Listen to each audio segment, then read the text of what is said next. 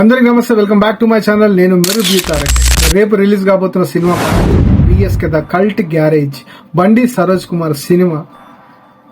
చెప్పాలి అంటే అన్న రిలీజ్ చేసింది చాలా రాంగ్ టైం అని అనిపిస్తుంది. ఎందుకంటే రేపు ఇందిరా సినిమా ఉంది, దాంతో పాటు శంకర్ దాదా సినిమా ఉంది.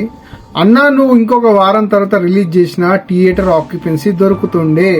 నువ్వు ప్రెస్ మీట్ లో చెప్పావు చిరంజీవి గారి బర్త్డే కానుకగా రిలీజ్ అవుతుందని. అప్పటి వరకు అఫీషియల్ గా ఇందిరా సినిమా గానీ రీ రిలీజ్ అవుతుంది, శంకర్ దాదా రీ రిలీజ్ అవుతుందని తెలియదు.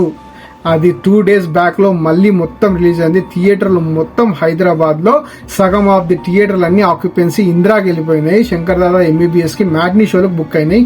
ఇప్పుడు నీ సినిమాకి థియేటర్లే తక్కువ అయిపోయినాయి. నాకు అనిపిస్తుంది, నాకు పర్సనల్ గా నువ్వు తీసుకున్న చాయిస్ అయితే చాలా రాంగ్. నువ్వు నెక్స్ట్ వీక్ వచ్చినా బాగుండన్నా. శంకర్ దాదా అయినా గానీ, ఇందిరా సినిమా అయినా గానీ చిరంజీవి బర్త్డే కానుకగా రావడంలో తప్పు లేదు.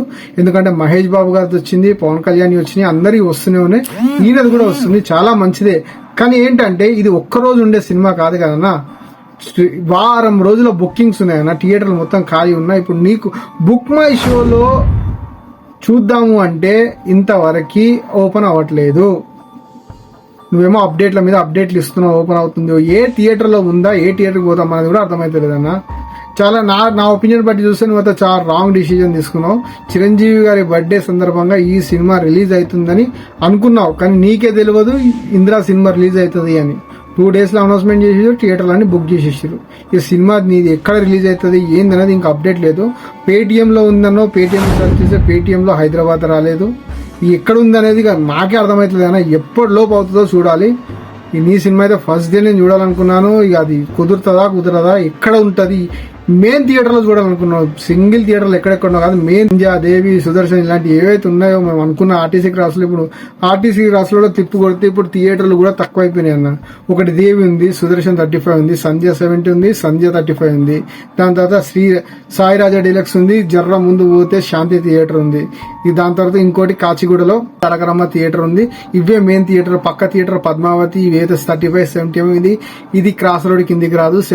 ఏవైతే శాంతి థియేటర్ బార్డర్ దాకున్న థియేటర్లే ఆర్టీసీ క్రాస్ లో పెద్ద థియేటర్లు. మాకు ఒక సింగిల్ థియేటర్ లాగా. ఇప్పుడు ఆ థియేటర్ లో నీ సినిమా ఉంటుందా ఉండదా అన్నది ఇంకా అప్డేట్ రాలేదన్నా. ఒకవేళ వస్తే ఖచ్చితంగా జై హింద్ అన్న. నీ సినిమా థియేటర్ లో రిలీజ్ కావాలని నాలాంటి వాళ్ళు ఎంతో మంది చూస్తారు. కానీ నువ్వు తీసుకున్న డిసిజన్ అయితే చాలా రాంగ్ నాకు తెలిసి. ఒకవేళ సినిమా ఎన్ని థియేటర్లో రిలీజ్ అవుతుందో, నీ సినిమా కూడా ఒక లారీ చాప్టర్ లాగా 2-3 థియేటర్లో రిలీజ్ అయితే ఇక చాలా కష్టమైన. లారీ సినిమా కూడా అదే ప్రాబ్లం అయింది. థియేటర్లు పెరుగుతున్నాయన్న టైంలో మురారి సినిమా రిలీజ్ అయింది. మహేష్ బాబు గారి బర్త్డే సందర్భంగా మొత్తం థియేటర్లు మొత్తం మురారి సినిమా బుక్ అయ్యి మహా అయితే మురారి 3 రోజులు హౌస్ఫుల్ పోవచ్చు.